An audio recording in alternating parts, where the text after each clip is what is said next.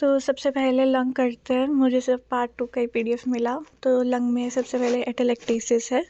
Atelectasis का मतलब है कि जो लंग है या तो उसकी एक्सपेंशन इनकम्प्लीट हो रही है या फिर जो पहले से ही इन्फ्लेटेड लंग है उसका कोलैप्स हो रहा है, तो जिसकी वजह से जो लंग में पैरेन्काइमल एरियाज है वो एयरलेस हो जाएंगे। तो net result will be oxygenation decrease हो जाएगी एंड इन्फेक्शन का चांस बढ़ जाएगा। तो एटेलेक्टेसिस 3 तरह की होती है। पहली है रीएब्जॉर्प्शन या फिर obstruction atelectasis. Next we have compression and then we have contraction. तो कंप्रेशन और कॉन्ट्रैक्शन से नाम से याद रहेगी कि एटेलेक्टेसिस में हुई कंप्रेशन जाए या कॉन्ट्रैक्शन हो रही है या फिर ऑब्स्ट्रक्शन की वजह से हो सकती है। तो ऑब्स्ट्रक्शन एटेलेक्टेसिस क्या है कि ब्रोंकाई या ब्रोंक्यूल्स में कुछ ऑब्स्ट्रक्शन हो रही है जिसकी वजह से जो डिपेंडेंट एल्वियोलाई है उनमें सारी एयर रीअब्जॉर्ब हो रही है जिसकी वजह से लंग का कोलैप्स हो रहा है। तो mediastinum will shift towards the collapse lung और ब्लड फ्लो नॉर्मल रह सकता है और नहीं भी। और कंप्रेशन एटेलेक्टेसिस में क्या आता है कि जो प्लूरल कैविटी है उसमें फ्लूइड, ब्लड, एयर या कोई भी मास कुछ भी प्रेजेंट होगा जिसकी वजह से वो लंग को कंप्रेस करेगा and it can result in compression atelectasis. और कंप्रेशन वाले में mediastinum shift away from it. Contraction वाले में क्या होगा कि जनरलाइज्ड फाइब्रोटिक चेंज होगा लंग या प्लूरा का। जनरलाइज्ड हो सकता है, लोकल हो सकता है। तो फाइब्रोसिस हो रही है तो वो एक्सपैंड नहीं कर पाएगा, तो उस पार्ट की एटेलेक्टेसिस हो जाएगी।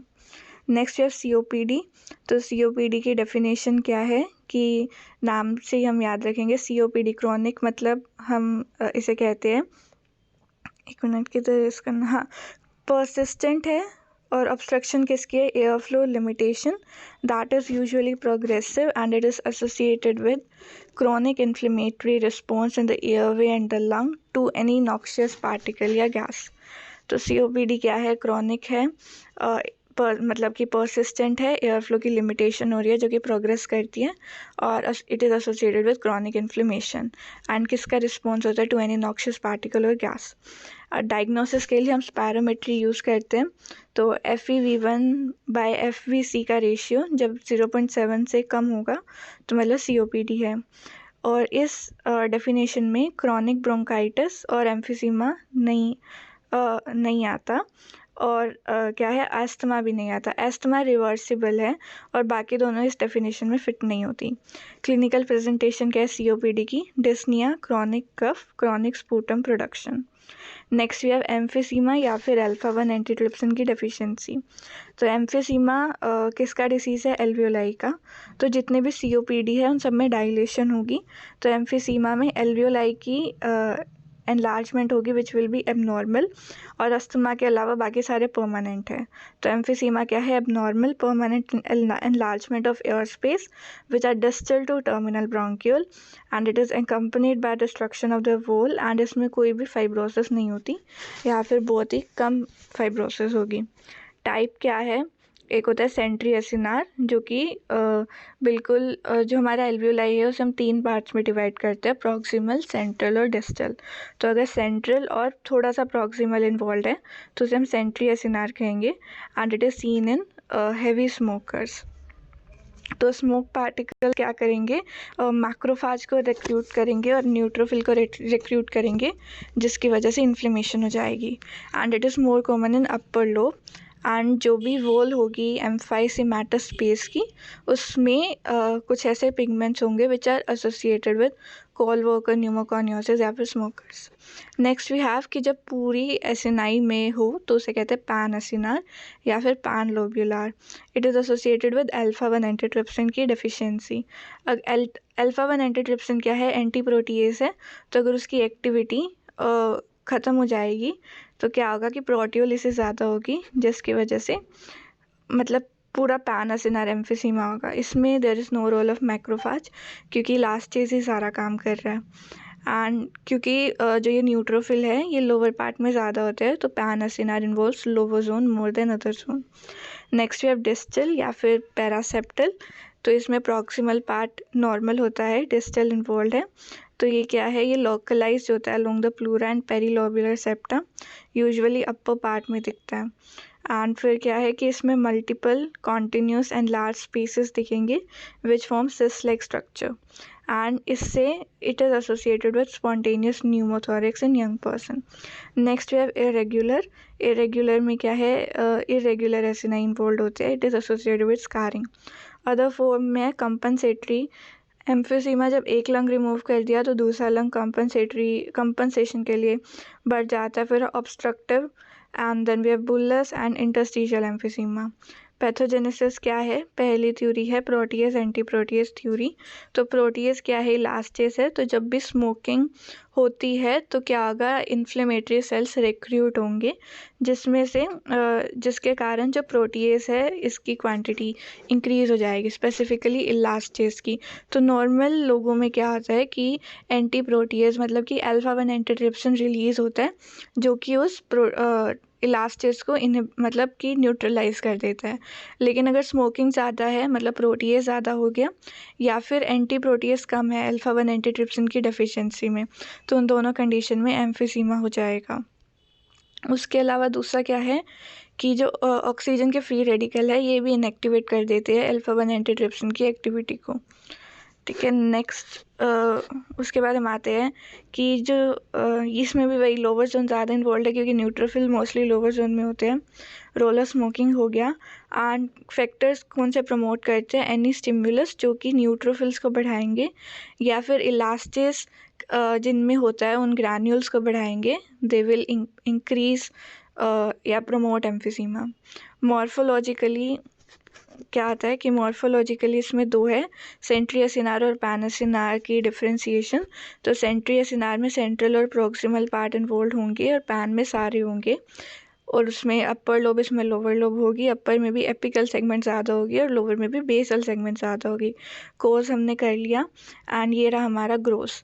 तो सेंट्रियसिनार में ज़्यादा कुछ नहीं दिखता ग्रोसली। पैनसिनार में क्या है कि सारी की सारी एल्वियोलाई एक्सपैंड हो रही है, तो lung will become very voluminous, and वो क्या है कि हार्ट को ओवरलैप करेगा और उसे हाइड कर देगा जब एंटीरियर चेस्ट वॉल रिमूव होगी। तो ग्रोस हो गया। फिर माइक्रोस्कोपिकली क्या है, एल्वियोलाई की पूरी वॉल डिस्ट्रॉय हो जाएगी, एयर स्पेसेस एंड लार्ज दिखेंगे, and location will be varying according to the type. Complication क्या है, रेस्पिरेटरी डिस्ट्रेस हो सकती है, and secondary pulmonary vascular hypertension, barrel chest, cor pulmonale और कंजेस्टिव हार्ट फेलियर। डेथ की होती है because of respiratory acidosis and coma, right sided heart failure and massive collapse of lung. ये तो वही है जो हमने पैथोजेनेसिस पढ़ा। Next we chronic bronchitis. तो क्रॉनिक ब्रोंकाइटिस की डेफिनेशन क्या है, जब लगातार 2 साल के लिए हर साल में 3 महीने मतलब persistent cough and sputum production हो, तो उसे and without any evidence of any other disease, उसे कहते हैं क्रॉनिक ब्रोंकाइटिस। तो पैथोजेनेसिस क्या है कि ये शुरू हो सकती है एम्फीसीमा से। तो एम्फीसीमा कैसे हो रहा था हमने देख लिया, एल्वियोलाई की वॉल डिस्ट्रॉय हो रही थी, तो इस एम्फीसीमा की वजह से क्रॉनिक ब्रोंकाइटिस हो सकता है। उसके अलावा जब भी ये टबैको स्मोक वगैरह आता है या सिलिका आता है तो ब्रोंकोस्पाज्म होगा और इन्फेक्शन होगा, म्यूकस की हाइपर सिक्रीशन होगी, जिसकी वजह से जो ब्रोंकाई है छोटी छोटी उनमें रिवर्सिबल ऑब्स्ट्रक्शन हो जाती है। अगर ये कॉन्टीन्यूड रहे, मतलब बार बार इन्फेक्शन हो या फिर रिपीटेड स्मोकिंग हो, तो ये क्रॉनिक ब्रोंकाइटिस बन जाती है, एंड फिर डिस्ट्रक्शन ऑफ एल्वियोलर वॉल होगी तो वो एम्फीसीमा कर देगा। तो मतलब कि ये दोनों डिसीज़ इकट्ठे ही होती है। हिस्टोलॉजिकली हमें क्या दिखता है क्रॉनिक ब्रोंकाइटिस में, जो हमारा सब म्यूकोजल ग्लैंड है उनकी हाइपरप्लासिया होता है, और जो ऊपर मतलब गॉबलेट सेल्स है उनका हाइपरट्रोफी होता है।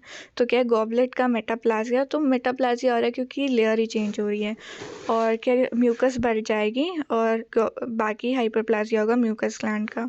मैक्रोफाज की क्लस्टरिंग होगी और इन्फ्लेमेटरी इन्फिल्ट्रेशन होगी।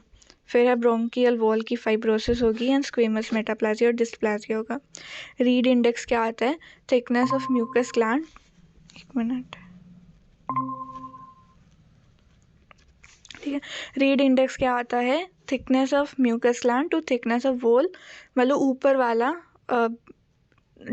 Thickness of glands divided by thickness of wall, तो नॉर्मली 0.4 होता है, बढ़ जाएगा तो that is characteristic of chronic bronchitis. ठीक है, नेक्स्ट हम आते हैं difference between emphysema and chronic bronchitis. तो हमने दोनों पढ़ लिए। तो एज क्या है एम्फीसीमा की 50 to 75 और ब्रोंकाइटिस की 40 to 50। तो अंडरलाइंग पैथोलॉजी हमने दोनों की देख ली। डिस्निया क्या है, एम्फीसीमा में बहुत सीवियर होता है और बहुत जल्दी होता है। तो क्योंकि एम्फीसीमा में एल्वियोलाई इन्वॉल्व है और एल्वियोलाई ही इन्वॉल्व होती है एयर एक्सचेंज में, तो अगर वही इन्वॉल्व है तो उसमें सीवियर होगा और बहुत जल्दी स्टार्ट हो जाएगा। एंड डिस्निया पहले होगा, कफ बाद में होगी एम्फीसीमा में, लेकिन ब्रोंकाइटिस में पहले कफ है, क्योंकि कफ किसका रिफ्लेक्स है, ब्रोंकस का रिफ्लेक्स है, तो ब्रोंकस उसमें इन्वॉल्व है तो कफ उसमें पहले होगी। उसके बाद है स्पूटम। तो स्पूटम भी ब्रोंकस की इरिटेशन की वजह से, और उसमें म्यूकस ग्लैंड बढ़ रहा है ब्रोंकाइटिस में, तो उसमें अर्ली स्पूटम प्रोडक्शन होगी और बहुत ही कॉपियस और पुरुलेंट होगी। इन्फेक्शंस एम्फीसीमा में ओकेजनल होते हैं, लेकिन ब्रोंकाइटिस में दे आर मोर फ्रीक्वेंट, क्योंकि पूरी ऑब्स्ट्रक्शन हो रही है एंड कफ मतलब ज़्यादा हो रही है, तो पूरा उसका मैकेनिज्म फेल हो रहा है। एंड फिर क्या है, रेस्पिरेटरी इनसफिशिएंसी ब्रोंकाइटिस में रिपीटेड है। कोर पल्मोनेल दोनों में होता है, लेकिन एम्फीसीमा में रेयर है। फिर एयरवे रेजिस्टेंस ब्रोंकाइटिस में बढ़ जाएगी। इलास्टिक रिकॉइल और लंग कैपेसिटी, ये दोनों ब्रोंकाइटिस में नॉर्मल है, लेकिन एम्फीसीमा में क्या है, इलास्टिक रिकॉइल कम हो जाएगी, क्योंकि इलास्टेज बन रहा था ना, तो इलास्टिक फाइबर का ख़त्म हो जाएंगे। और लंग कैपेसिटी बढ़ जाएगी, क्योंकि बहुत ज़्यादा एनलार्जमेंट हो रही है अल्वेओलाई की। फिर अब ब्लड गैस वैल्यू में एम्फीसीमा में हाइपर वेंटिलेशन होगी, लेकिन वो कंपनसेट कर देगी जो इतना बड़ा हुआ है, तो PO2 PCO2 नॉर्मल होता है। एंड ब्रोंकाइटिस में कुछ भी कॉम्पनसेटली हाइपर वेंटिलेशन नहीं होती, तो PO2 और PCO2 डिक्रीज हो जाएगा। चेस्ट रेडियोग्राफ में एम्फीसीमा में हमने पढ़ा है हाइपर इन्फ्लेशन होती है और स्मॉल हार्ट दिखेगा। ब्रोंकाइटिस में लार्ज हार्ट दिखेगा। अपीयरेंस क्या है, पिंक पफर होता है एम्फीसीमा में, मतलब कि कोई साइनोसिस नहीं दिखती, पिंक है मतलब क्योंकि PO2 PCO2 नॉर्मल है। और उसमें क्या है, ब्लू ब्लॉटर दिखता है, मतलब साइनोसिस हो जाती है, क्योंकि PO2 PCO2 कम हो रहे हैं। फिर डिफ्यूजन कैपेसिटी ब्रोंकाइटिस में मतलब नॉर्मल है डिफ्यूजन कैपेसिटी, और एम्फीसीमा में डिक्रीज हो जाती है। हेमाटोक्रिट ब्रोंकाइटिस में बढ़ जाती है। प्रोग्नोसिस ब्रोंकाइटिस का पुअर है, एम्फीसीमा का गुड है।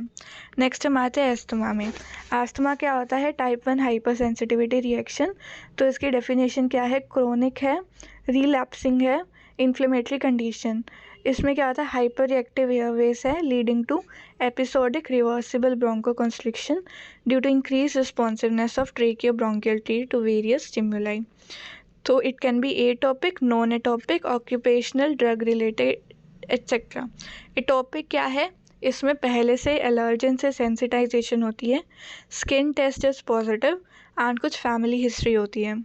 नॉन एटोपिक में क्या है, ये तीनों चीज़ें नहीं होती, लेकिन ये वायरल इन्फेक्शन की वजह से हो जाती है, क्योंकि वायरल इन्फेक्शन क्या करता है, जो वेगल रिसेप्टर होते हैं टू इरिटेंट्स, उनका थ्रेशोल्ड डिक्रीज कर देता है, तो एक्सेगरेटेड रिस्पॉन्स आता है।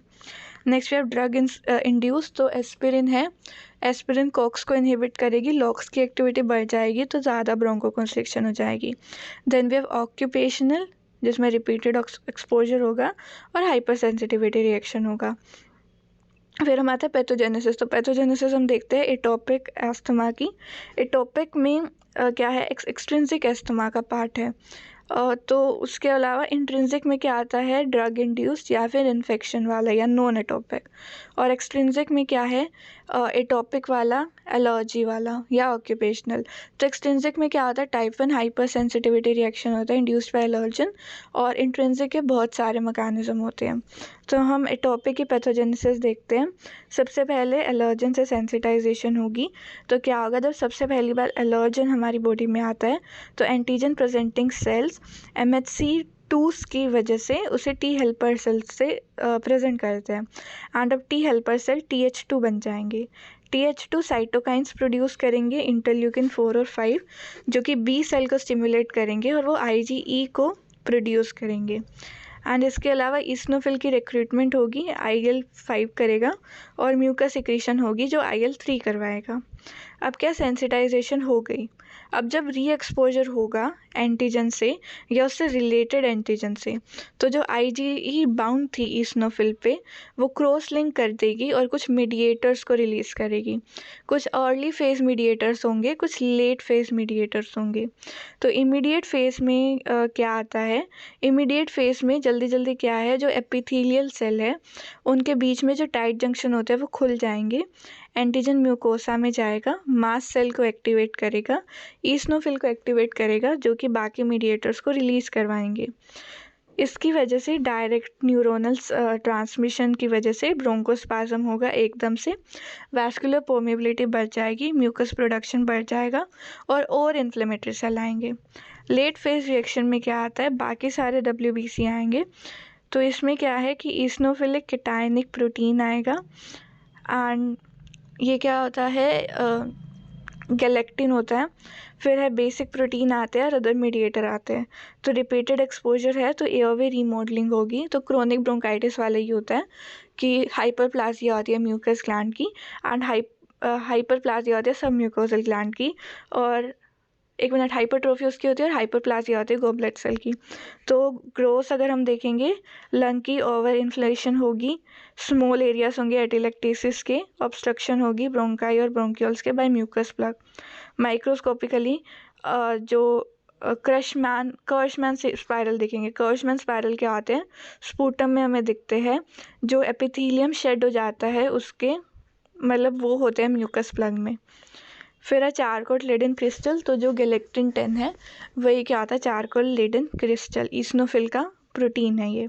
फिर है म्यूकस लेयर थिकनेस इंक्रीज हो जाएगी, ईसनोफिल होंगे बहुत सारे, गोबलेट सेल का हाइपरप्लासिया होगा एंड जो बेसमेंट मेम्ब्रेन है उसकी थिकनेस बढ़ जाएगी, इडीमा होगा, इन्फ्लेमेटरी इन्फिल्ट्रेट दिखेंगे। बाकी वही है, ग्लैंड का साइज बढ़ जाएगा एंड म्यूकस मेटाप्लासिया होगा, हाइपरट्रोफी होगी मसल्स की एंड बाकी है फाइब्रोसिस होगी because of type 1 and type 3 collagen. Basement membrane के नीचे होगी, बेसमेंट मेम्ब्रेन में टाइप 4 कोलाजन होता है। नेक्स्ट वी है ब्रोंकिएक्टेसिस। ब्रोंकिएक्टेसिस क्या आता है, chronic infection of bronchi and bronchioles leading to abnormal permanent dilation. तो इसमें क्या है कि जो ब्रोंकाई और ब्रोंक्यूल्स है उसमें जो इलास्टेस और मसल लेयर होती है उसकी परमानेंट डिस्ट्रक्शन हो जाती है, जिसकी वजह से उनकी एक्टेटिक डायलेशन हो जाएगी। प्री डिस्पोजिंग फैक्टर क्या है, पहले से ऑब्स्ट्रक्शन हो तो by tumour, mucus, any foreign body या फिर डिफ्यूज ऑब्स्ट्रक्शन। कोई भी कंजेनिटल कंडीशन हो सकती है, जैसे कि कार्टिजिनस सिंड्रोम में क्या आता है कि म्यूकोसिलियरी क्लियरेंस कम हो जाती है क्योंकि डाइनिन में म्यूटेशन होती है, तो म्यूकोसिलियरी क्लियरेंस नहीं होगी तो ऑब्स्ट्रक्शन हो जाएगी। कोई भी इम्यूनोडेफिशिएंसी स्टेट कंजेनिटल हो सकता है, सीलिया इमोटाइल या फिर cystic fibrosis. Then we have necrotizing pneumonia किसी भी एजेंट की वजह से। बाकी कंडीशन में ऑटो इम्यून डिसीज हो सकती है, RA, SLE वगैरह, या IBD। पैथोजेनेसिस हम इधर से देखते हैं।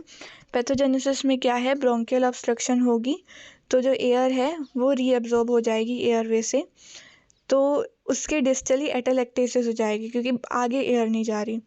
एटेलेक्टेसिस होगी तो ब्रोंकियल वॉल की इन्फ्लेमेशन होगी और अंदर ही सिक्रीशन बढ़ जाएगी, अब ये वाली ब्रोंकियल वॉल की डायलेशन हो जाएगी। तो अगर ये परसिस्टेंट ऑब्स्ट्रक्शन या इन्फेक्शन होगा तो ब्रोंकियल वॉल की इन्फ्लेमेशन और बढ़ जाएगी, तो उसकी वजह से उसकी वीकनिंग और डायलेशन हो जाएगी और उनका डैमेज होगा, जिसकी वजह से और ऑब्लिटरेशन और एटेलेक्टेसिस होगी। इन दोनों की वजह से क्या आता है, bronchiectasis. Mostly lower lobe involve है, बाइलेटरल होता है एंड क्या है कि वर्टिकल एयरवे ज़्यादा अफेक्टेड होते हैं। ग्रोसली क्या दिखेगा हमें, हनीकॉम्ब अपीयरेंस दिखती है कट सरफेस की। तो जो ब्रोंकाई और ब्रोंक्यूल्स है ये बहुत ज़्यादा डाइलेट हो जाएंगे, तो ये प्लूरल सरफेस तक हम इसे पेल्पेट कर सकते हैं, लेकिन नॉर्मल लंग में 2-3 सेंटीमीटर तक हम पेल्पेट नहीं कर सकते। और फिर क्या है कि microscopically acute and chronic inflammatory exudate दिखेगा, एपिथेलियम की डिस्क्वेमेशन दिखेगी, नेक्रोटाइजिंग अल्सर्स होते हैं, सूडो स्ट्रेटिफिकेशन हो जाएगी एंड कई बार नेक्रोसिस होगी और डिस्ट्रक्शन भी दिखेगी वोकल्स की। क्लिनिकल फीचर्स क्या है, परसिस्टेंट कफ है और क्योंकि स्पूटम बहुत ज़्यादा बढ़ रहा है तो उसकी एक्सपेक्टोरेशन होगी, फॉल स्मेलिंग होता है, कई बार ब्लड भी होगा उसके अलावा डिस्निया है, ऑर्थोपनिया है। कॉम्प्लिकेशन इंपॉर्टेंट है। It can lead to lung abscess, fibrosis तो सभी में हो रही है, मेटास्टेसिस होके ब्रेन एब्सेस हो सकती है।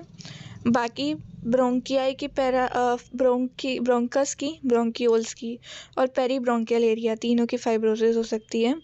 ऑब्स्ट्रक्टिव वेंटिलेटरी इंसफिशिएंसी होगी, अमाइलोइडोसिस, कोर पल्मोनेर, ब्रोंकोनिमोनिया या फिर एम्पाइमा। ठीक है, उसके बाद हम आते हैं निमोनिया पे। निमोनिया क्या है? निमोनिया एक्यूट इन्फ्लेमेशन होती है। तो pneumonia is acute inflammation of lung parenchyma distal to the terminal bronchiole resulting in consolidation of the lung के पार्ट या पार्ट्स। क्लासिफिकेशन इटियोलॉजिकली बैक्टीरियल हो सकता है, वायरल हो सकता है, माइकोप्लाज्मा से हो सकता है, उसके अलावा न्यूमोसिस्टिस से हो सकता है, लिपिड निमोनिया हो सकता है। अनाटमिकली इट इज़ लोब्यूलर या फिर ब्रोंकोनिमोनिया या फिर लोबार। लोबार में पूरी एक लोब इन्वॉल्व होती है। लोब्यूलर या ब्रोंकोनिमोनिया में डिफ्यूज्ड होता है। पैथोजेनेसिस क्या है? जब भी इम्यूनिटी डिक्रीज हो जाए या फिर डिफेंस मैकेनिज्म इम्पेयर हो जाए, उसकी वजह से निमोनिया होता है। डिफेंस मैकेनिज्म क्या है? सबसे पहले नेज़ल क्लियरेंस है, एंटीरियर पार्ट में नॉन सिलिएटेड एपिथेलियम है, पोस्टीरियर पार्ट में म्यूकस लाइन सिलिएटेड एपिथेलियम है। फिर ट्रेकियो ब्रोंकियल क्लियरेंस होती है बाय म्यूकोसिलियरी एक्शन और एल्वियोलर क्लियरेंस होती है बाय उसके मैक्रोफाज। उसके बाद रिस्क फैक्टर क्या है? जब ये कम हो जाए, मतलब कफ रिफ्लेक्स ना हो, कोमा की वजह से, एनेस्थीसिया या ड्रग की वजह से इंजरी हो जाए म्यूकोसिलियर या पैरेटस में, फिर है इम्पेयर्ड फेगोसिटिक या बैक्टीरियसिडल एक्शन हो, पल्मोनरी कंजेशन या फिर accumulation of secretion. Then we come to difference between bronchopneumonia and lobar pneumonia. तो ये हमारे पेपर में भी आया था। डेफिनेशन क्या है? ब्रोंकोनिमोनिया में पैची कंसोलिडेशन होती है, मल्टीपल लोब्स की और बाइलेटरल होता है। लोबार में क्या है? एक पूरी एंटायर लोब में होता है, तो एक्यूट बैक्टीरियल इन्फेक्शन होता है एंड डिफ्यूज कंसोलिडेशन होगी। प्री डिस्पोजिंग इलनेस ब्रोंकोनिमोनिया में होती है, जैसे कि ब्रोंकाइटिस या ब्रोंकियोलाइटिस। इम्यूनिटी स्टेटस भी ब्रोंकोनिमोनिया में इम्यूनोसप्रेस्ड होता है, लेकिन लोबार किसी भी इन्फेक्शन की वजह से हो रहा है, तो पहले से तो वो हेल्दी था। पार्ट्स अफेक्टेड, लोबार में कोई भी लोब हो सकती है, ब्रोंकोनिमोनिया में मोस्टली बेसल एरिया आता है, क्योंकि सिक्रीशन लोअर लोब में ग्रेविटी की वजह से चली जाती है। फिर इन्फ्लेमेशन, जो लोबार निमोनिया है, इसमें कैरेक्टरिस्टिकली 4 स्टेजेस होते हैं। कौन कौन से 4 स्टेजेस होते हैं? सबसे पहले होता है हमारा कंजेशन, फिर रेड हेपेटाइजेशन, फिर grey hepatization and then fibrosis वाला। और लेकिन ब्रोंकोनिमोनिया में कोई ऐसी डिवीजन नहीं होती। ऑर्गेनिज्म क्या है? स्ट्रेप्टोकोकस और स्टेफाइलोकोकस तो दोनों में होते हैं। ब्रोंकोनिमोनिया में अलग से क्या है? हमारा न्यूमोकोकाई, सुडोमोनास। ये उन्होंने उधर भी दिया हुआ है, लेकिन मतलब ठीक है, अलग से उसमें क्लैप्सिला है। अपॉर्चुनिस्टिक इन्फेक्शन ब्रोंकोनिमोनिया में होगा, क्योंकि इम्यूनो कॉम्प्रोमाइज स्टेट में होता है। एक्सुडेशन लोबार में होती है, सिवियरिटी लोबार की ज़्यादा होती है। स्पूटम ब्रोंकोनिमोनिया में पुरुलेंट होता है, नॉन हेमरेजिक होता है। लोबार में इनिशियली वाटर होता है, उसके बाद पुरुलेंट और हेमरेजिक होता है। नेक्स्ट वे वही लोबार निमोनिया के 4 स्टेजेस। सबसे पहले स्टेज ऑफ कंजेशन है, तो मतलब कि जो लंग की कैपिलरी है उसमें बहुत ज़्यादा ब्लड, आरबीसी, डब्ल्यूबीसी एक्सुडेट आ जाएगा, तो ग्रोसली हैवी बोगी दिखेंगे, कंजेस्टेड दिखेंगे। कट सरफेस में ब्लड स्टेन एक्सुडेट दिखेगा। माइक्रोस्कोपिकली इंट्राएल्वियोलर फ्लूइड दिखेगा, न्यूट्रोफिल्स, आरबीसी, बैक्टीरिया दिखेंगे। फिर आता है रेड हेपेटाइजेशन, तो उसमें ये जो ब्लड है ये एल्वोलाई में चला जाता है, तो उसमें लिवर लाइक कंसिस्टेंसी हो जाएगी। ग्रोसली रेड फॉर्म और कंसोलिडेटेड दिखेगा, फिब्रिन दिखेंगे। कट सरफेस में लोब एयरलेस होगी, रेड पिंक ड्राई और ग्रैन्युलर होगी। माइक्रोस्कोपिकली फिब्रिन दिखेंगे, न्यूट्रोफिल दिखेंगे, आरबीसी दिखेंगे और बैक्टीरिया दिखेंगे। फिर आता है ग्रे हेपेटाइजेशन या फिर लेट कंसोलिडेशन। ग्रे हेपेटाइजेशन में क्या है? लीवर लाइक हो जाएगा, ग्रेइश ब्राउन कलर होगा, ड्राई होगा। माइक्रोस्कोपिकली वही फिब्रिन होगा, न्यूट्रोफिल कम हो जाएंगे, मैक्रोफेज ज़्यादा आ जाएंगे और बैक्टीरिया कम। तो इसमें क्या आ रहा है? आरबीसी मर रहे हैं, बैक्टीरिया मर गए, न्यूट्रोफिल मर गए और मैक्रोफेज ज़्यादा आ गए, बाकी फिब्रिन एक्सुडेट रह गया। रेजोल्यूशन में क्या है कि जो भी कंसोलिडेशन हुई थी उनकी डाइजेशन होगी to form granular semi solid debris. ये debris can be either coughed up या फिर मैक्रोफाज इंजेस्ट कर लेंगे, रीअब्जॉर्ब कर लेंगे, और जो एक्सुडेट था उसकी फाइब्रोसिस हो जाएगी तो परमानेंट थिकनिंग या एडहेशन हो जाएगी। फिर है निमोनिया की कॉम्प्लिकेशन, 4 कॉम्प्लिकेशन है। लंग एब्सेस बन सकता है because of tissue destruction and necrosis. Empyema हो सकता है, एब्सेस के अंदर पस आ जाएगी। फिर ऑर्गेनाइजेशन ऑफ एक्सुडेट तो फाइब्रस टिश्यू बन जाएगा पार्ट ऑफ लंग। फिर है बैक्टीरियमिक डिसेमिनेशन हो सकती है हार्ट में, मतलब एंडोकार्डाइटिस हो सकती है, पेरिकार्डाइटिस, मेनिंजाइटिस, तो ये सब कुछ मेटास्टेसिस हो सकती है। Next we have primary atypical pneumonia या फिर वायरल निमोनिया या फिर माइकोप्लाज्मा या फिर इंटरस्टिशियल, तो ये सभी एक ही चीज़ है। इसमें क्या आता है, there is acute febrile respiratory disease, patchy inflammatory changes होंगे which are confined to alveolar septa and pulmonary interstitium. Causative organism क्या है, माइकोप्लाज्मा है, इन्फ्लुएंजा है, आरएसवी है, राइनो वायरस है, वेरिसेला वायरस है, एंड ये सारे वायरस है। कौन सी कंडीशन फेवर करेगी, malnutrition, alcohol intake and age बाकी डिसीज़ जो कि इम्यूनिटी को डिक्रीज़ करते हैं। मॉर्फोलॉजी अगर हम ग्रोसली देखें तो पैची हो सकता है या फिर पूरी की पूरी लोब इन्वॉल्व हो सकती है, यूनिलेटरल या बाइलेटरल कुछ भी हो सकता है, रेड ब्लू होगा एंड कंजेस्टेड होगा, pleural involvement is rare here. Microscopically क्या है, इन्फ्लेमेशन सिर्फ इंटरस्टिशियम में होगी, मोनोन्यूक्लियर इन्फ्लेमेटरी इन्फिल्ट्रेट दिखेगा।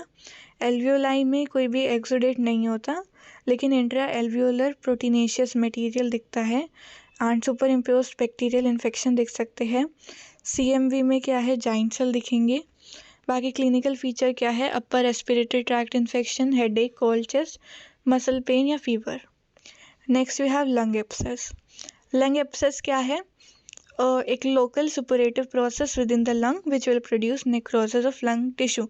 तो लंग एब्सेस क्या आती है, लंग में कैविटी बन जाती है और उस कैविटी में कुछ फ्लूइड चला जाता है, तो उस कैविटी के ऊपर भी एयर है, उस कैविटी के नीचे भी एयर है, तो एक एयर वाटर लेवल बन जाता है।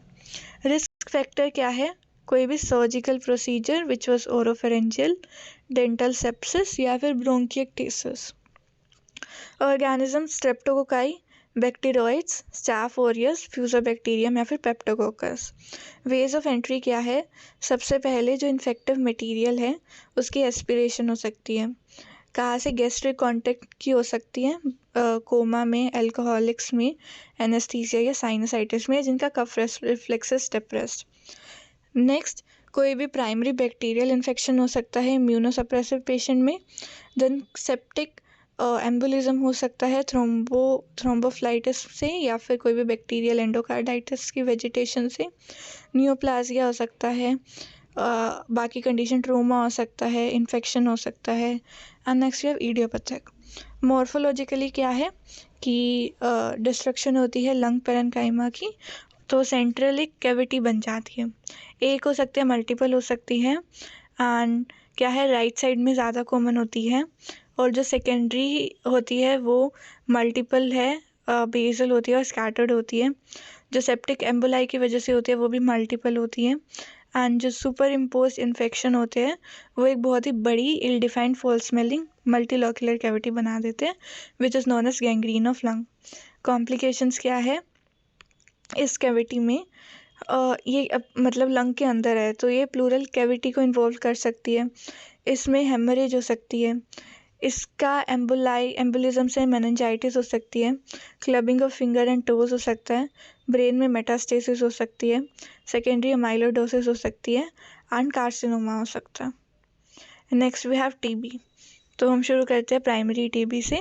तो प्राइमरी टीबी किधर किधर हो सकती है, लंग, स्किन, इंटेस्टाइन, ओरोफेरिंग्स और लिम्फोइड। तो इसे हम याद रख सकते हैं सोइल से, सो टीबी सोइल, एस से स्किन, ओ से ओरोफेरिंग्स, आई से इंटेस्टाइन, एल से lung and lymphoid tissue. Then we have pathogenic factor. Pathogenic factor में क्या है कि टाइप 4 हाइपरसेंसिटिविटी है and escape from killing by macrophage. Cord factor हो सकता है, LAM हो सकता है। देन वी हैव की माइकोबैक्टीरिया के ऊपर कुछ कॉम्प्लीमेंट्स होते हैं जो कि एक्टिवेट होके उसे ऑप्सोनाइज कर सकते हैं। It facilitate uptake of organism by macrophage by alternative way, जो कि कॉम्प्लीमेंट रिसेप्टर से होता है CR3 से। इसमें कोई रेस्पिरेटरी बर्स्ट नहीं होती, नॉर्मल अपटेक हो जाता है इम्यूनोग्लोबिन के FC पोर्शन से। नेक्स्ट है कि जो मैक्रोफाज है, हाँ ये इसकी पैथोजेनेसिस है कि मतलब जो माइकोबैक्टीरियम है ये मैक्रोफाज ऐसे इंजेस्ट तो कर लेते हैं, लेकिन ये फेगोलाइसोसोम की फ्यूजन को इनहिबिट करता है। तो क्या है कि इसमें यही है कि फेगोलाइसोसोम की fusion will be inhibited. Next है प्राइमरी टीबी। प्राइमरी टीबी में क्या है कि फर्स्ट टाइम एक्सपोजर है टू ट्यूबरक्यूलोसिस बैक्टीरिया, तो initially non specific inflammatory reaction होगा, 2-3 weeks later skin test positive हो जाएगा and reaction will become specific granulomatous. Centre of granuloma caseous हो सकता है या फिर विदाउट केजिएशन हो सकता है। सबसे पहले हम प्राइमरी कॉम्प्लेक्स की पैथोजेनेसिस देखते हैं। सबसे पहले क्या है, जब भी हम माइकोबैक्टीरियम ट्यूबरकुलोसिस को इनहेल करेंगे तो वो एल्वियोलाई के मैक्रोफाज फेगोसाइटोस कर देंगे। फेगोसाइटोस करके उसे हाइलर लिम्फ नोड में लेकर जाएंगे, तो वहाँ पे जो मैक्रोफाज होंगे they are unable to kill mycobacteria, तो mycobacteria will multiply and lyse macrophage. तो इसमें क्या है कि अगर जेनेटिक ससेप्टेबिलिटी हो to polymorphism in NRAMP1 gene, तो क्या होगा कि माइकोबैक्टीरिया प्रोलिफरेट करता ही रहेगा एंड डिसीज भी प्रोग्रेस करती रहेगी without development of any effective immune response. फिर क्या, अगर कोई जेनेटिक प्रीडिस्पोजिशन नहीं है तो माइकोबैक्टीरिया और बहुत सारे मैक्रोफाज को इन्फेक्ट करेगा एंड इस पॉइंट पे ही डिसेमिनेट कर सकता है बाकी बॉडी पार्ट्स में। और कुछ वीक्स बाद T cell mediated immunity develops, तो 3 वे रिएक्शन होगा। सबसे पहले क्या है, CD4+ टी सेल मीडिएटेड होगा जो कि इंटरफेरोन गामा को रिलीज़ करेंगे, मैक्रोफाज एक्टिवेट हो जाएंगे, तो फेगोलाइसोसोम बढ़ेगा, फ्री रेडिकल्स बढ़ेंगे जो कि माइकोबैक्टीरिया इंट्रासेलुलर माइकोबैक्टीरिया को मार देंगे। TNF प्रोडक्शन होगी, मोनोसाइट रिक्रूटमेंट होगी, तो एपिथेलियोइड सेल ग्रैन्युलोमा बन जाएगा और माइकोबैक्टीरिया की क्लियरेंस हो जाएगी। फिर CD8+ सप्रेसर टी सेल का होता है, वो क्या करेंगे, और जो भी मैक्रोफाज थे जिनके अंदर माइकोबैक्टीरिया है उसे मार देंगे, पहले उसे लाइस करेंगे फिर माइकोबैक्टीरिया को मार देंगे। फिर है double negative T cell mediated होता है, तो फास्ट डिपेंडेंट मैनर में मैक्रोफाज को मार देंगे, लेकिन इसमें माइकोबैक्टीरिया नहीं मरेंगे, तो एक केजिएटिंग ग्रैन्युलोमा बन जाएगा, एसिडिक एनवायरनमेंट हो जाएगा। इस एनवायरनमेंट में माइकोबैक्टीरिया कांट ग्रो, तो वो मर जाएंगे। तो ये जो रेजिडुअल कॉम्प्लेक्स बनता है इसे कहते हैं प्राइमरी कॉम्प्लेक्स। तो व्हाट इज़ द फेट, हाँ फेट क्या है, पहला तो प्राइमरी कॉम्प्लेक्स था, दूसरा है कि caseous lymph node will be enlarge and lymphatic भी केजियस नेक्रोसिस हो जाएगी उनमें। नेक्स्ट फेट क्या, प्राइमरी इन्फेक्शन की मोस्टली एसिम्टोमेटिक होता है, इन्फेंट्स, चिल्ड्रन या फिर इम्यूनो डेफिशिएंट में कैविटेशन हो सकती है, निमोनिया आ सकता है, मिलियरी ट्यूबरकुलोसिस हो सकती है। तो हमारे सेकेंडरी में, सेकेंडरी का कोर्स क्या है, री इन्फेक्शन या फिर reactivation of primary focus, mostly apex में होता है। तो जो प्राइमरी बना था उसे कहते हैं गोन्स फोकस, तो सिमिलर टू गोन्स फोकस इसमें साइमन फोकस होता है। टाइप क्या है प्रोग्रेसिव टीबी के, एक तो है कैविटरी, तो इसमें कैविटेशन हो जाती है, cavity is line by yellow grey caseous material, तो जो आर्टरी क्रॉस करते हैं कैविटी को उनमें थ्रोम्बोसिस हो जाएगी, कैविटेशन होगी तो नए पाथवे बन जाएंगे for spread from airways to outside, और बाकी दूसरे लंग में भी हो सकता है, हिमाटोजिनस स्प्रेड हो सकती है। फिर प्लूरा में भी इन्वॉल्व, अगर बेसिलाई है तो वो टीबी और मतलब एंडोब्रोंकियल और एंडोट्रेकियल टीबी हो सकती है। फिर मिलियरी टीबी क्या आता है कि जब प्राइमरी साइट से कहीं पे डिसेमिनेशन होती है थ्रू लिम्फेटिक या हिमाटोजिनस, उसे कहते हैं मिलियरी टीबी। इसमें क्या है, मिलेट लाइक मतलब एरियाज ऑफ कंसोलिडेशन होता है, मतलब कि येलो वाइट छोटे छोटे कंसोलिडेशन के एरियाज होते हैं जो ग्रोसली हम केजियस नेक्रोसिस नहीं देखते लेकिन माइक्रोस्कोपिकली दिख जाती है। फिर प्राइमरी और सेकेंडरी में डिफरेंस, प्राइमरी में क्या है, कोई भी प्रीवियस कांटेक्ट नहीं होता, फर्स्ट इन्फेक्शन ही होता है। सेकेंडरी में रीएक्टिवेशन या रीइन्फेक्शन होता है। Primary is common in children, younger, और सेकेंडरी कोई भी एज हो सकती है। डिस्ट्रीब्यूशन क्या है, प्राइमरी मोस्टली जो हमारा बीच वाला हिस्सा है, मतलब कि अपर लोब का लोअर पार्ट और लोअर लोब का अपर पार्ट, और सेकेंडरी मोस्टली एपेक्स पे होती है। लीजन प्राइमरी में गोन्स कॉम्प्लेक्स कहते हैं और सेकेंडरी में साइमन फोकस कहते हैं। Primary is less severe, secondary is more severe, and primary में अर्ली इन्वॉल्वमेंट होती है लिम्फेटिक की, एंड सेकेंडरी में क्या है कि लेटर अर्ली इन्वॉल्वमेंट नहीं होती। नेक्स्ट वी हैव न्यूमोकोनियोसिस की क्लासिफिकेशन। तो जो न्यूमोकोनियोसिस है इसकी क्लासिफिकेशन तो नहीं आती, हम न्यूमोकोनियोसिस ही करते हैं सीधा। सबसे पहले है कोल वर्कर न्यूमोकोनियोसिस। तो coal worker pneumoconiosis coal mine workers में दिखता है। 3 स्टेजेस होते हैं, एसिम्प्टोमेटिक, सिंपल और कॉम्प्लिकेटेड। तो इन सब में क्या क्या होता है, एसिम्प्टोमेटिक मोस्टली सभी कोल माइनर्स, टबाको स्मोकर और अर्बन ड्वेलर में होता है। तो ग्रोसली कुछ चेंज नहीं दिखता, लेकिन माइक्रोस्कोपिकली थोड़े से कोल लेडन मैक्रोफेज दिखते हैं। सिंपल में क्या है, मोस्टली अपर पार्ट इन्वॉल्व होता है, इसमें कोल मैक्यूल्स, कोल नोड्यूल्स और सेंट्रल लोबुलर एम्फिसीमा दिखता है। कॉम्प्लिकेटेड में कोलाजिनस ब्लैक स्कार्स दिखेंगे, मल्टीपल होते हैं, माइक्रोस्कोपिकली इंटेंसिव फाइब्रोसिस होगी और कोलेडन माइक्रोफेज दिखेंगे। कॉम्प्लिकेशन क्या है, dyspnoea, chronic cough, black expectoration, hypertension, cor pulmonale, tuberculosis के इन्फेक्शन के चांस बढ़ जाएंगे, कार्सिनोमा का चांस बढ़ जाएगा, एंड लंग कैंसर का रिस्क नहीं बढ़ता, स्टमक के कार्सिनोमा का बढ़ जाता है, right ventricular hypertrophy, chronic bronchitis या फिर एम्फिसीमा। तो इससे रिलेटेड है कैप्लन सिंड्रोम। इसमें क्या है, जब न्यूमोकोनियोसिस के साथ रूमेटॉइड आर्थराइटिस हो, उसे कहते हैं कैप्लन सिंड्रोम। फिर है सिलिकोसिस। तो सिलिकोसिस को नाइफ ग्राइंडर लंग डिसीज भी कहते हैं। और सिलिकोसिस की पैथोजेनेसिस क्या है, 2 फॉर्म होती है, क्रिस्टलाइन और एमोर्फस। क्रिस्टलाइन और मोर फाइब्रोजेनिक। तो क्या होता है, सिलिका पार्टिकल एल्वेओलाई में आए, मैक्रोफेज एक्टिवेट हो गए, तो मैक्रोफेज एक्टिवेट होते हैं तो क्या होगा कि प्रोटीन की डीनेचरेशन होगी, लिपिड मेम्ब्रेन का डैमेज होगा, सेल की डेथ हो जाएगी बाय नेक्रोसिस।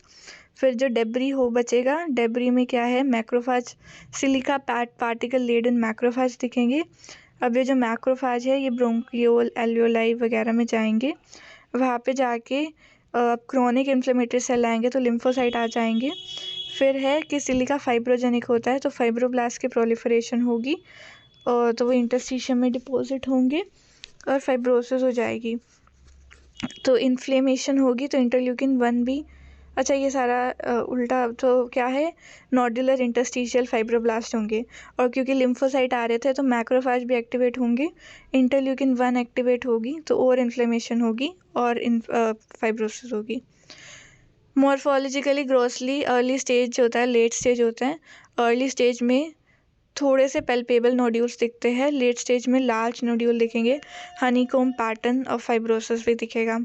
माइक्रोस्कोपिकली सिलिका के नोड्यूल दिखेंगे, कंसेंट्रिक लेयर्स दिखेंगी, हाइलाइनाइज्ड कोलाजन की which is surrounded by dense capsule. फिर एक कैविटीज़ दिख सकती है ड्यू टू इस्कीमिया। माइक्रोस्कोपी मतलब हम कर सकते हैं पोलराइज माइक्रोस्कोपी। रेडियोग्राफ में एक्शेल शेडो दिखती है। कॉम्प्लिकेशन हो सकती है, may develop PMF and predispose to TB, lung cancer या फिर कैप्लन सिंड्रोम हो सकता है। Then we have asbestos related disease. तो एस्बेस्टोस रिलेटेड डिसीज़ में सबसे पहले फाइब्रोसिस होती है, फिर प्लूरल इफ्यूजन, फिर एस्बेस्टोसिस जिसमें फाइब्रोसिस हो जाएगी, फिर कार्सिनोमा हो सकता है, ब्रोंकोजेनिक, मीजोथेलियोमिक और बाकी नियोप्लाज्म हो सकता है। शुरू हम करते हैं एस्बेस्टोसिस में। तो एस्बेस्टोसिस क्या है, डिफ्यूज फाइब्रोसिस होती है। Pathogenesis depends on the asbestos particle. तो एस्बेस्टोस के 2 फॉर्म्स होते हैं, एक होता है सर्पेंटाइन। तो जो सर्पेंटाइन फॉर्म है ये ज़्यादा फ्लेक्सिबल होता है, कर्ली होता है और ये रिमूव हो जाता है बाय म्यूकोसिलियरी क्लियरेंस। दूसरा जो एम्फीबोल्ट टाइप है ये डीपर पार्ट में जाता है क्योंकि स्ट्रेट होता है और तो ये ज़्यादा इंजरी करता है। तो इनिशियल इंजरी किधर होगी, स्मॉल एयरवे की बाइफर्केशन पे, एंड क्या है कि macrophage will try to ingest them, लेकिन वो एक्टिवेट हो जाएंगी एक्टिवेट हो गए कीमोटैक्टिक और फाइब्रोजेनिक फैक्टर रिलीज करेंगे, जिसकी वजह से फाइब्रोसिस हो जाएगी। एस्बेस्टोस ट्यूमर इनिशिएटर भी होता है, ट्यूमर प्रमोटर भी होता है। मॉर्फोलॉजी देखें तो ग्रोसली लंग्स काफ़ी छोटे फॉर्म दिखेंगे, प्लूरा की थिकनिंग दिखेगी और फर्स्टली लोअर लोब इन्वॉल्व होता है। माइक्रोस्कोपिकली देखें तो फाइब्रोसिस दिखेंगे, एस्बेस्टोस बॉडी या फिर फेरोजिनस बॉडी दिखेंगी एंड एनलार्ज एयर स्पेस दिखेंगे, एम्फीजीमा लाइक कंडीशन होगी। क्लिनिकल फीचर सेम ही है बाकियों जैसे। Next we have difference between TB and sarcoidosis. Cause हमें टीबी का पता है, सार्कोइडोसिस का नहीं पता। ग्रैन्युलोमा टीबी में केशिएटिंग होता है, सार्कोइडोसिस में नॉन केशिएटिंग होते हैं। और टीबी में लैंगरहैंस जाइंट सेल होते हैं, सार्कोइडोसिस में फॉरेन बॉडी जाइंट सेल होते हैं। बाकी सार्कोइडोसिस में क्या क्या हमें दिखता है, जाइंट सेल, साइटोप्लाज्मिक इंक्लूजन दिखती है, शोमैन बॉडी, एस्टेरॉयड बॉडी और बायरफ्रिंजेंट क्रिस्टल, ये सब कुछ टीबी में नहीं दिखते। स्टेरॉयड थेरेपी से टीबी वर्सन हो जाती है, सार्कोइडोसिस में इम्प्रूवमेंट होती है। डायग्नोसिस टीबी में एसिड फास्ट वेसिलाई से होता है, सार्कोइडोसिस में एक्सक्लूजन मेथड से होता है। Next we come to bronchogenic tumour. तो ब्रोंकोजेनिक ट्यूमर बहुत सारे होते हैं। स्क्वेमस सेल कार्सिनोमा होता है, एक मिनट, ठीक है। स्क्वेमस सेल कार्सिनोमा होता है, एडिनो कार्सिनोमा होता है, स्मॉल सेल कार्सिनोमा होता है, लार्ज सेल एडिनो स्क्वेमस। तो इसमें हम 4 याद रख सकते हैं। कौन कौन से याद रखने हैं? सबसे पहले तो स्क्वेमस और एडिनो, ये तो सब में होता है, तो स्क्वेमस एडिनो कार्सिनोमा और दोनों का मिक्सचर हम कह देंगे एडिनो स्क्वेमस कार्सिनोमा। उसके अलावा स्मॉल सेल है और लार्ज सेल कार्सिनोमा है। तो ये 5 है ज़्यादा इम्पोर्टेंट। उसके अलावा एक हम कह सकते हैं अनक्लासिफाइड कार्सिनोमा। इटियोलॉजी क्या है? Tobacco, industrial factors, air pollution, genetics. Genetics में याद रखना में सी माइक और के रास, स्क्वेमस में सी माइक और एडिनो में के रास। फिर ट्यूमर सप्रेसर जीन की लॉस ऑफ फंक्शन म्यूटेशन हो सकती है। स्कारिंग होती है मोस्टली एडिनो कार्सिनोमा में। फिर है विटामिन ए डेफिशिएंसी की वजह से हो सकता है और ऑक्यूपेशनल हो सकता है। नेक्स्ट वी हैव की difference between squamous and adeno carcinoma. तो एडिनो कार्सिनोमा मोस्टली फीमेल्स में होता है। स्मोकिंग हिस्ट्रीज तो S for squamous, S for smokers. Location क्या है? स्क्वेमस ज़्यादा बड़ा होता है और सेंट्रल होता है, एडिनो कार्सिनोमा पेरिफेरल होता है। तो हम इसे एस साउंड से कर सकते हैं, S for smoker and S C sound का होता है सेंट्रल। ग्रोथ रेट क्या है? ज़्यादा होती है स्क्वेमस में। लोकल स्प्रेड क्या है? प्रिडोमिनेंट होती है स्क्वेमस में। मेटास्टेसिस एडिनो में अर्ली होती है। माइक्रोस्कोपिकली स्क्वेमस सेल कार्सिनोमा में हमें क्या दिखता है? वेल डिफ्रेंशिएटेड फॉर्म है, केराटिन एंड इंटरसेलुलर ब्रिजेस होंगे। Less differentiated form to poorly differentiated form में भी प्रेजेंट। बाकी मेटाप्लाजिया डिस्प्लाजिया होता है। एडिनो कार्सिनोमा 2 तरह का होता है, पहला हमारा ब्रोंकियल डिराइव्ड एंड दूसरा है ब्रोंकियो एल्वियोलर। एंड ग्लैंडुलर पैटर्न हो सकता है, पैपिलरी हो सकता है, सॉलिड मास हो सकते हैं। Squamous cell is larger and adeno में स्कैरिंग होती है। Next we come to small cell carcinoma of lung. एक मिनट, तो हाँ, small cell carcinoma of lung क्या है? हाईली मैलिग्नेंट ट्यूमर है, मोस्ट एग्रेसिव ट्यूमर है। तो स्मॉल सेल है तो सबसे छोटी चीज़ कौन सी दिखता है हमें लंग में? हाइलम। तो हाइलम में हो सकता है, सेंट्रल ब्रोंकाई में हो सकता है। एग्रेसिव है तो मेटास्टेसिस बहुत ज़्यादा होगा, so incurable by surgery. Survival rate is only 15%। And then we have कि mostly it is associated with ectopic hormone production. Smokers में ही होता है, नॉन स्मोकर रेट से 1% होता है। ओरिजिन क्या है? Neuro endocrine cells of lining bronchial epithelium. Morphology तो ग्रोसली जितने भी ब्रोंकोजेनिक ट्यूमर है सबकी मॉर्फोलॉजी यही है। ग्रे वाइट ट्यूमर है, फॉर्म है, हार्ड है, फोकाई दिखते हैं हेमरेज और नेक्रोसिस की, and yellow white mottling appearance दिखती है and soft to touch. Cavity formation होगी नेक्रोसिस के बाद। माइक्रोस्कोपिकली ओट सेल्स दिखते हैं। ओट सेल तो स्मॉल सेल कार्सिनोमा को ओट सेल कार्सिनोमा भी कहते हैं। ओट सेल क्या होता है? छोटे छोटे एपिथेलियल सेल होते हैं, बहुत कम साइटोप्लाज्म होता है, राउंड टू ओवल होते हैं। लिम्फोसाइट से ट्वाइस मतलब इनका लिम्फोसाइट से 2 गुना बड़े होते हैं। एंड डार्क न्यूक्लियस है and nuclei not prominent. Variant क्या है? Spindle small cell carcinoma, polygonal small cell carcinoma, लेकिन कोई ग्लैंडुलर या स्क्वामस पैटर्न नहीं होता। इलेक्ट्रॉन माइक्रोस्कोपी में डेंस कोर न्यूक्रोसिक्रेटरी ग्रैन्यूल्स दिखेंगे। Granules are similar to neuroendocrine cells and they secrete polypeptide hormone. So they are positive for parathormone like hormone या फिर polypeptide hormone. Lab diagnosis कैसे करेंगे? सबसे पहले क्लिनिकल फीचर्स से, वो सेम ही है, सभी लंग की बीमारियों के सेम है, कफ टेस्निया, वेट लॉस, लेकिन इसमें क्या है, स्पूटम प्रोडक्शन डिक्रीज होती है। फिर हम स्पूटम की साइटोलॉजी कर सकते हैं, ब्रोंकियल लेवाज कर सकते हैं, एफएनएसी कर सकते हैं, mediastinoscopy, mediastinotomy, thoracoscopy, lung biopsy, chest rain या CT scan. Next we have paraneoplastic syndrome. तो paraneoplastic syndrome are hormone related या अदर मैनिफेस्टेशन। हार्मोन रिलेटेड में जो स्मॉल सेल कार्सिनोमा है, ये दो मतलब हार्मोन दो सिक्रेट करवा सकते हैं, एडीएच और एसीटीएच। तो स्मॉल सेल कार्सिनोमा क्या है, सबसे ज़्यादा मैलिग्नेंट, तो इसे ए ग्रेड मिला है, तो ए वाली हार्मोन एडीएच और एसीटीएच। तो हाइपोनेट्रीमिया और कशिंग सिंड्रोम करवा सकते हैं। जो स्क्वेमस वाले हैं, स्क्वेमस वाले क्या है, करवाते हैं पैराथॉर्मोन या फिर पैराथायरॉयड रिलेटेड पेप्टाइड या फिर प्रोस्टाग्लैंडिन ई और साइटोकाइन। तो हम स्क्वेमस वाले को कैसे याद रख सकते हैं? हमने ऊपर पढ़ा था स्क्वेमस वाले किस में होते हैं, मेल में होते हैं। तो हम क्या याद रख सकते हैं, CMP, तो सॉरी SMP, स्क्वेमस, मेल, और पी से पी वाली हार्मोन, पैराथॉर्मोन, पैराथायरॉयड, प्रोस्टाग्लैंडिन, तो SMP। फिर है कैल्सिटोनिन हो सकता है, गोनाडोट्रोफिन हो सकता है, सेरोटोनिन हो सकता है। बाकी मैनिफेस्टेशन में लैम्बर्ट यार्टन सिंड्रोम हो सकता है, पेरिफेरल न्यूरोपैथी, डर्मा एबनॉर्मैलिटी, हिमाट की एबनॉर्मैलिटी, हाइपरट्रोफिक पल्मोनरी ऑस्टियोआर्थ्रोपैथी या फिर कार्डियोवास्कुलर। नेक्स्ट है ब्रोंकियल कार्सिनोइड, तो ये इतना इम्पोर्टेंट नहीं है, ठीक है।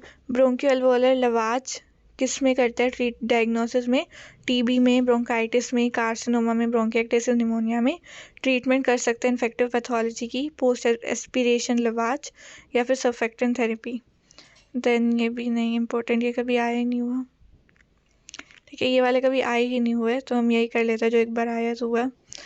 किधर क्या, ब्रोंकियल कार्सिनोइड। तो ब्रोंकियल कार्सिनोइड को पहले एडिनोमा कहते हैं, लेकिन अभी क्या है, ये लोकली इन्वेसिव है, ये मेटास्टेसिस कर सकते हैं 90%, एंड बाकी जो 10% है इनमें एडिनोइड सिस्टिक कार्सिनोमा वगैरह आते हैं। And less than 40 years of age में होता है, both sex equally effective, and इनमें कोई भी एसोसिएशन नहीं होती सिगरेट स्मोकिंग के साथ। ये भी न्यूरो एंडोक्राइन सेल से ही ओरिजिन करते हैं। ग्रोसली फिंगर लाइक या स्फेरिकल पॉलीपॉइड मासेस दिखते हैं, साइज छोटा होता है, माइक्रोस्कोपिकली पैटर्न हो सकता है नेस्ट, कोड या मास like pattern. Tumour cells regular होते हैं, यूनिफॉर्म राउंड न्यूक्लियाई होती है। कार्सिनोइड एडिनोमा में पॉलीमॉर्फिज्म दिख सकता है। बाकी इलेक्ट्रॉन माइक्रोस्कोपी, इम्यूनोसाइटोकेमिस्ट्री कर सकते हैं, and clinical feature mostly same ही है। तो ये हो गया, ये आया नहीं हुआ, तो बस इतना ही है।